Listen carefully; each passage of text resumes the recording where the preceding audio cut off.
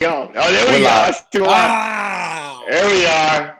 Hey, everybody. Welcome to the 98 Rock Facebook Live. Obviously, this is Brent Smith from Shinedown on the stream with me. What's up? What's up?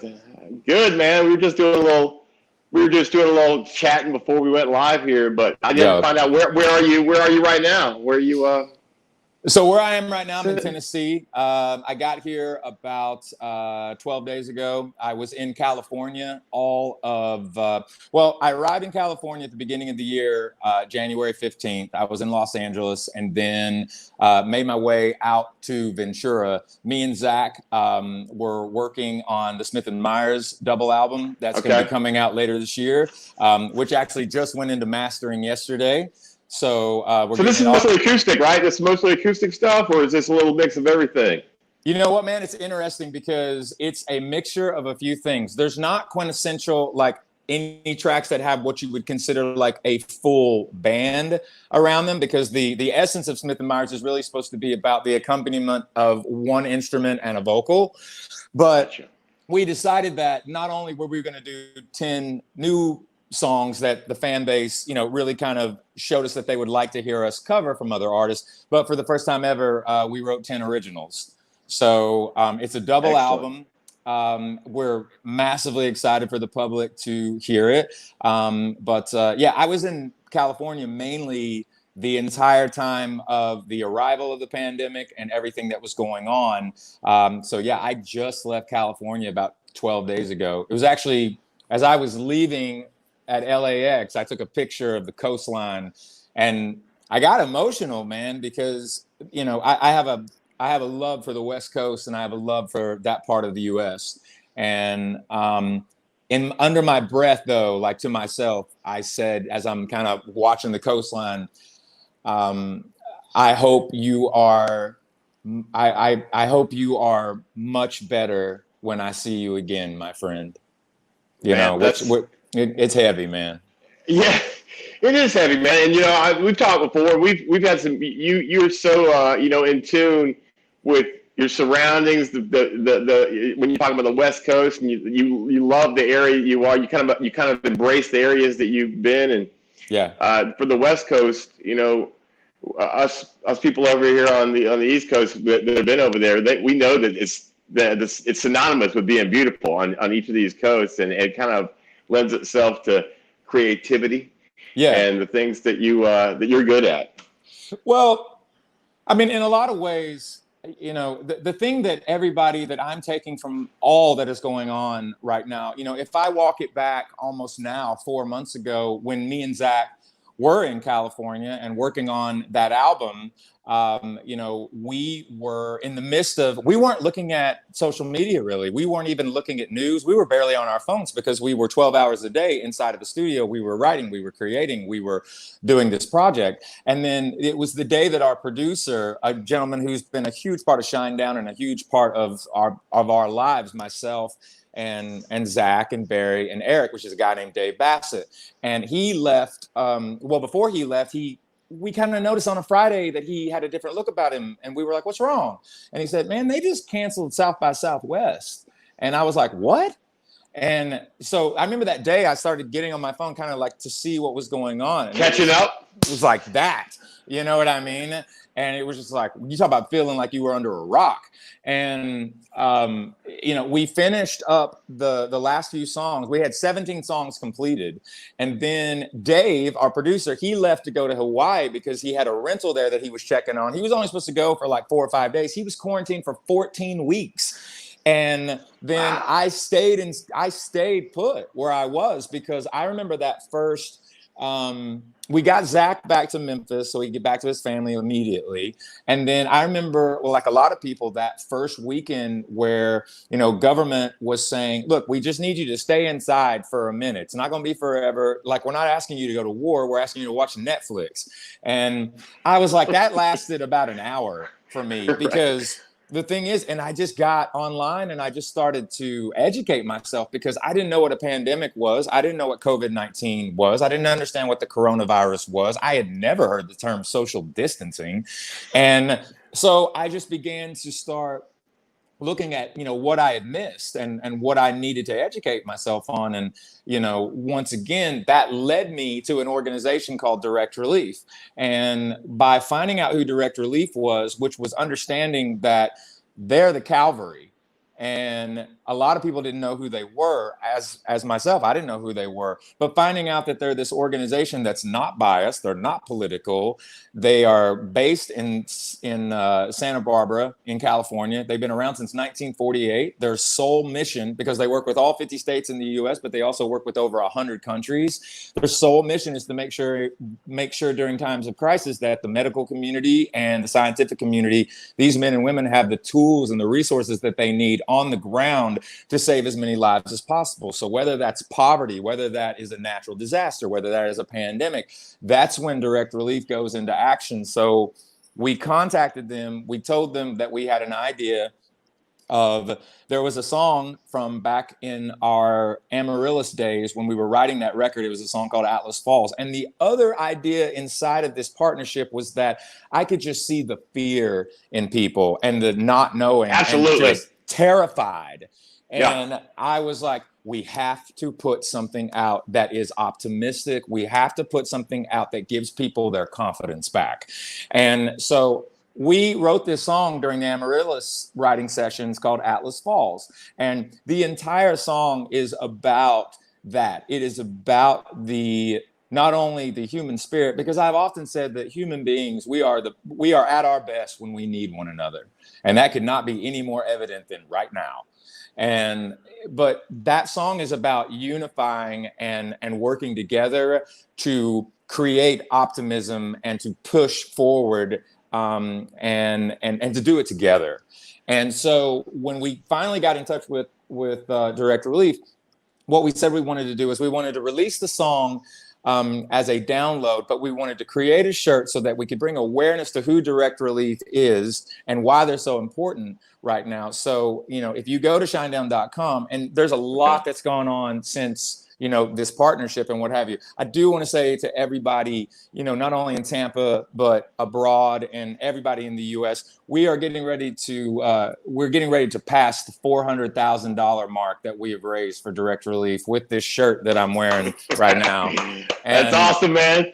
and that it's still going, man. And the whole point is, like, if you go to shinedown.com, you can see the link for Atlas Falls. The dynamic of that was when you buy the shirt, all the proceeds go to Direct Relief, and when you buy the shirt, you get the song Atlas as a thank you, as a download.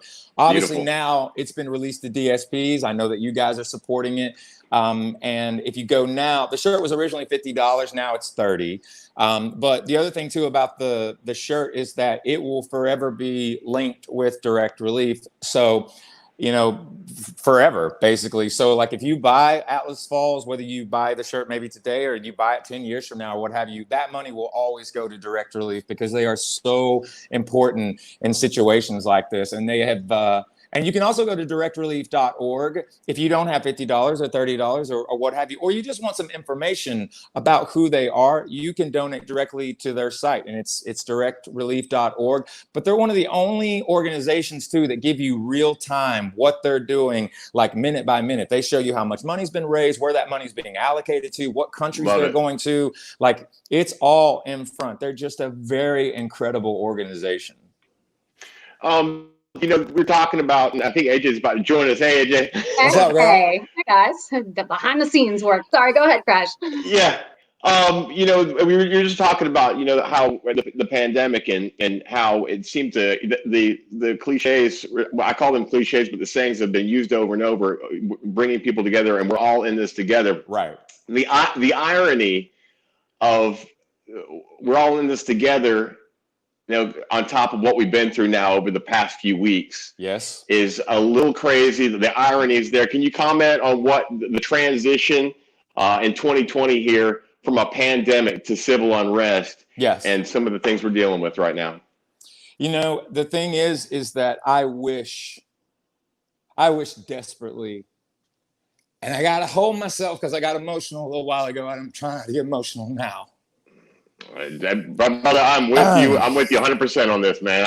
I've cried man tears about this subject, and and talk to friends about this, and it is hard to talk about, but you have the platform, and we're out here like this. You have to do this. Yeah, I wish, what I wish is that it was under different circumstances.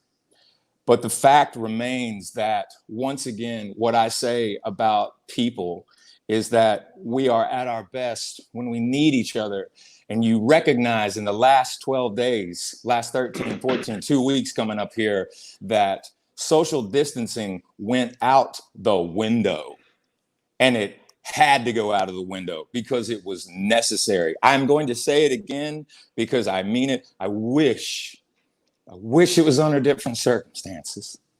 But inside of that, you see for our generation, for this time right now, how important this moment is for the entire world. You watched people from all walks of life join together to make a point of, yes, obviously, all lives matter. But when you look at this from a perspective and you see the hurt and the pain and the anguish and the uncertainty and the unrest, but yet you see the public, when you really break it down, people from all walks of life joining together to truly... Isn't it beautiful, man? Isn't it beautiful? You see all those colors, all those blending together in the streets for one cause. Oh God, man. It's what it is in a lot of ways. And I understand that there is a massive amount of conversations going on right now. And there are people that are in agreement, they're not in agreement. But one thing is, because there's so many things going on at this moment in time, but what I'm noticing from people, as a group and as a whole, the last 4 months for our society, not only in the United States, but globally, there has been just a massive lack of leadership. There is a lack of a plan. It was like, go inside, just hang out for 2 weeks. That's all it's going to be. And then they just never let us out. They never and I know I'm saying they, and I know that myself and media have had a bit of a relationship that we've had to work through in these last 4 months. But I'm being very bold here. You're seeing the leadership from exactly where it needs to come from, which is the people. In the United States of America, people have freedom of speech. In the United States of America, the press has freedom of the press. But when you are looking at that Constitution and where the value is in that Constitution, it is on the front page. It's the biggest lettering on the front page, which is we, the people, we decide. And what has happened is that when you look at legislation, when you look at government, when you look at congressmen, congresswomen, senators, the president of the United States, how you break this down is that this country is a democracy. This is not a communist country. We put people in place to represent us. But if they are not doing what we feel is right, and they are not representing us the way that we as a family, as a culture, as a society of all people, then things need to change. And what you are seeing here is an element, not even an element.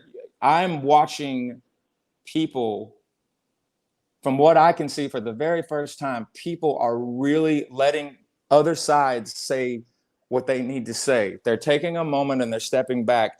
Like myself, I'll be honest with you, I'm doing a lot of listening right now because I need to know what is going on. And when I look at our community and when I see the people that we work with day in and day out, I have friends from all backgrounds, from all colors, from all ethnicities, from all religious types. That's called being an individual. But there are some things that I just do not know about. And I'm just trying to take a step back. And the friends of mine in the African American community, in in the Spanish community, I'm trying to take myself out of the conversation for a moment, take a step back and listen.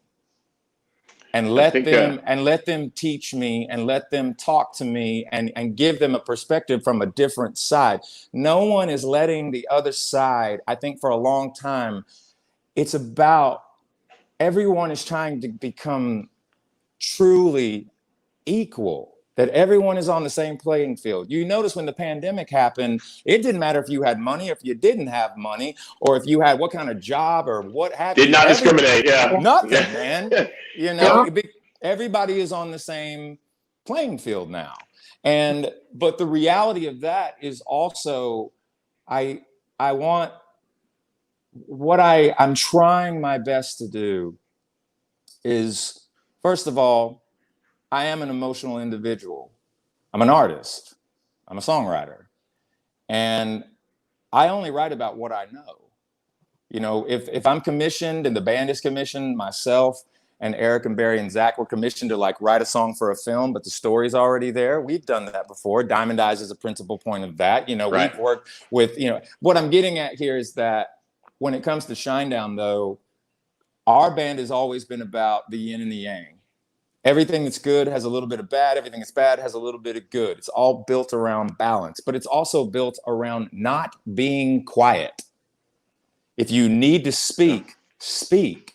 And, you know, we have taken an initiative, you know, for years now, before mental health was even put out into the forefront, of speaking about that, about understanding that just because somebody says that they are having, you know, it's not a case of the Mondays. There's something not necessarily right in a person's mindset or in their life, and it's not necessarily their fault, because they may have a chemical imbalance, and people just didn't want to hear about that. You know, they're like, that's not real, that doesn't exist. And it's like, no, it very much exists.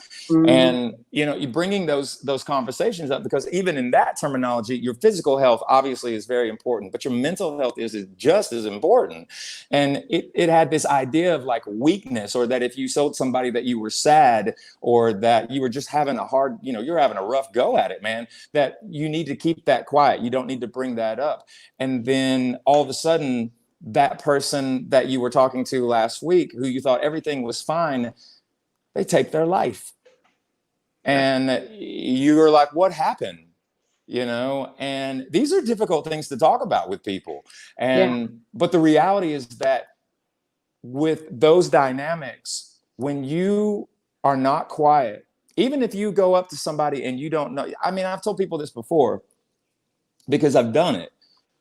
I've gone up to total strangers just because I can tell something's just not right, or maybe they're just not having a great day.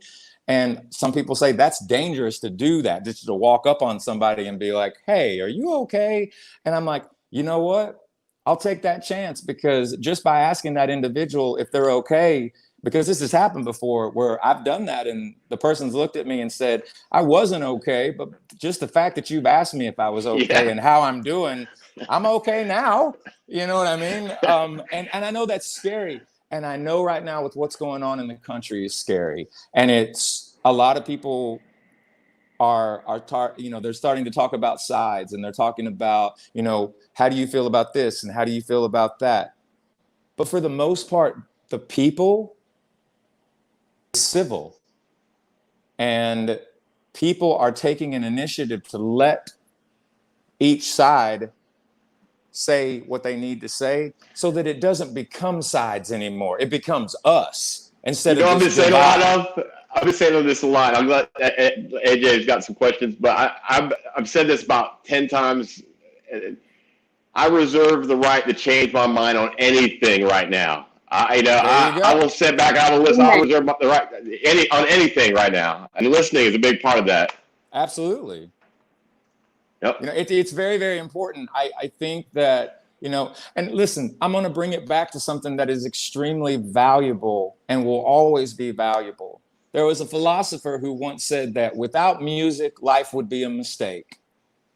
And right now, that is something that everybody needs. They need expression. They need to be able to be around one another. They need to let it go, man, all of these feelings, and they need to sing, and they need to dance, and they need to cry, and they need to do it together. I understand that when something comes in like a pandemic and you're looking at a novel virus, and if you go back and you look at 3 months ago where we were as into where we are now, a lot has transpired. But in the same breath, you have scientific agencies and communities also in the last 48 hours. If you're looking at it, man, you know, a lot of what they've been talking about that we needed to do, they're saying, yeah, not so much. Like, you know, and so They that's changed our mind. yeah, and I mean, it's you know, like the whole thing with the mask, where you know, all of a sudden the WHO is just like, yeah, the mask doesn't really matter, you know, and people are like, well, then what have we been doing this entire time, you know? But here's what I'll say: because there are so many people talking, and guys, you know, AJ, Crash, we've known each other for a long, long time.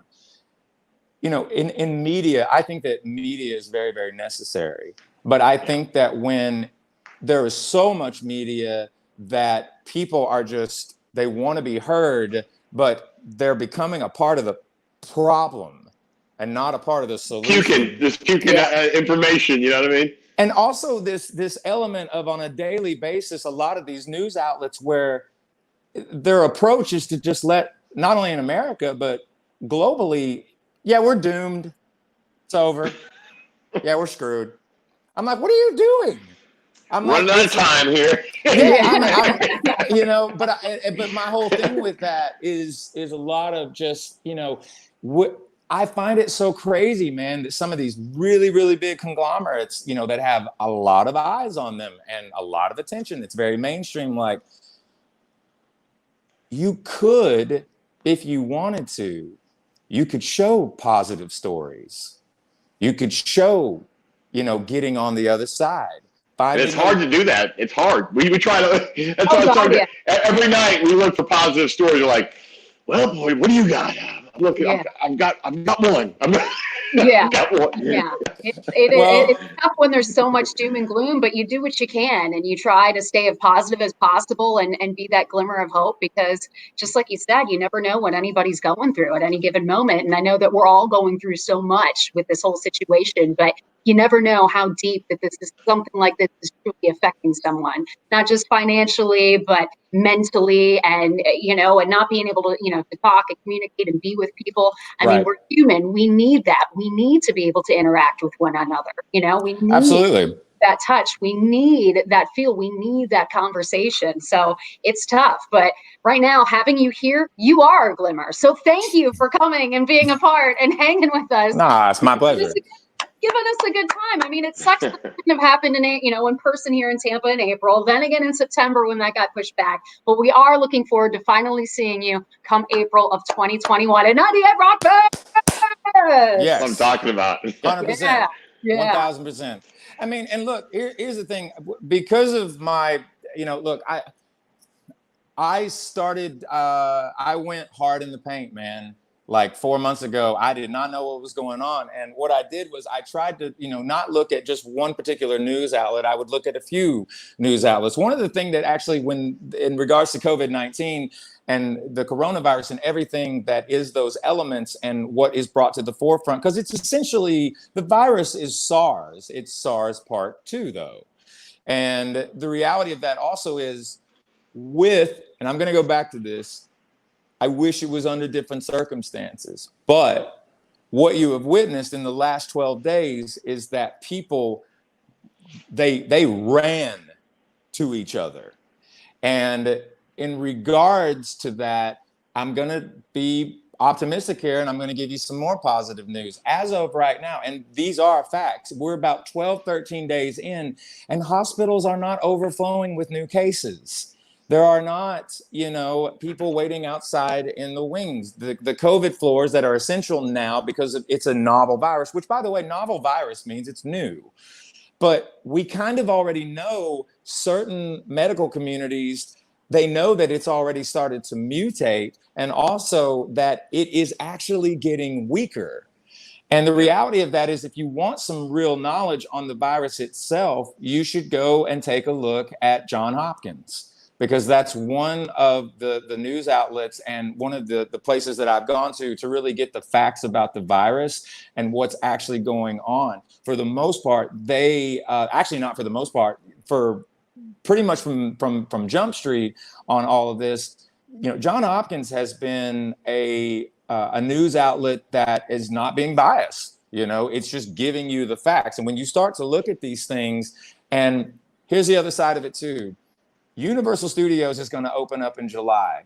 Disney World and Disneyland is going to open up. I think one of them opens up July 5th. The other one opens up July 11th. They're not going to open up these theme parks if it is not safe to do so, and they don't have the data that they need in order to open it back up. The other side of that also is that the stock market has rallied in the last 48 hours, unlike anything we have seen in human history in regards to the stock market. You know why that rally is happening? That's because of people. That's because of us. People know stuff. Yeah, but it's also something where, everybody is looking for leadership right now.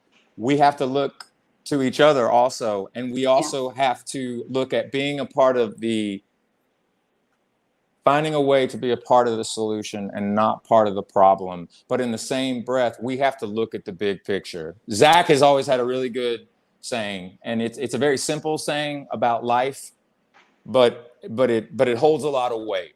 And he said before, it's not about the painter, it's about the painting. And everybody really has to look at the big picture because it's right in front of us, and we have one of the most historic opportunities in human history to really, for real, all be unified and unite together for our future and our children's future and our children's children's future and for this planet. Right. Yeah. And when we go to Mars, we got a great example. Yeah. When we get on another planet, we have a great example of what not to do exactly. But we were talking about some things that over the past week we had some kind of thought-provoking questions, and I know after all that you've said, AJ, we talked about a question we wanted to ask you because we know we're going to get a good answer out of you for this one. All right. Okay. Yeah, I mean, thinking about it, talking about the experience and, not the painter, it's about the painting. What's something you think everyone should experience in their lifetime? Just once. All people experience one thing in their lifetime. What would it be? Oh my gosh, I've never been asked that question before. Oh my goodness, man. If I had to, well, what I was going to say is something that all people should experience, at least once, is having a child. Yeah. That's the first one that comes up for me. Yeah. Yeah, but I know that that some people can't. So I have to be respectful of that also. Then again, there is adoption because a lot of those kids need homes too. If I had to say something in a general outlook of what people should experience, I think in a lot of ways that there's this idea that I grew up in a city where, kind of people were okay in their bubble and they were happy being where they are. And they never really had any desire to venture out. You know what I mean? They didn't really want to go to another country or even to another state for that matter. They were just kind of cool in their bubble. So what I would tell people is don't wait until you're, 65 or you're 75 to, I think if you can start saving now and pick the time to do it. And I feel like at least once in your lifetime, you should do everything in your power to do a real world tour and go across this world at least one time. Gosh, where would you recommend? Where are your favorite places? Where would you recommend to go? I definitely would. I think that if it were me, and I've been to a lot of places. I've not been everywhere, but I've been a lot of places. I would start. I would tell people to start in Europe, probably. And then as you start in Europe and you start kind of going, around the other side of, some people start, it's interesting because people a lot of times, like when you're doing a tour, when you're doing a world tour, after you get out of the US, because you do US, and a lot of times you'll do Canada at the same time. And then you'll move to Europe, or you can start in Japan and in Asia and kind of work your way around back over to like Australia, and then you can come back up. And then you can start to look at South America, and then you can figure out, what direction you want to go in regards to India And, you know, as you go into the Middle East and things of that nature, I think if I was going to start somewhere, I'd start in the UK and just keep going. Oh, yeah, love the UK. Well, Brent, I hate to cut this short. I don't want to cut this short, but I know that you've got some other places. Do we have to? Thank you so much. I don't want to let you go. But thank you so much for taking the time to talk to us today, man. I got to tell you too, you know, thank you to all, you know, to everybody at the station as well, especially the two of you. You've been there from day one, and you've always, I want people to know that terrestrial radio means the absolute world to this band. And we want to thank everybody in the city, everybody absolutely. Absolutely, man.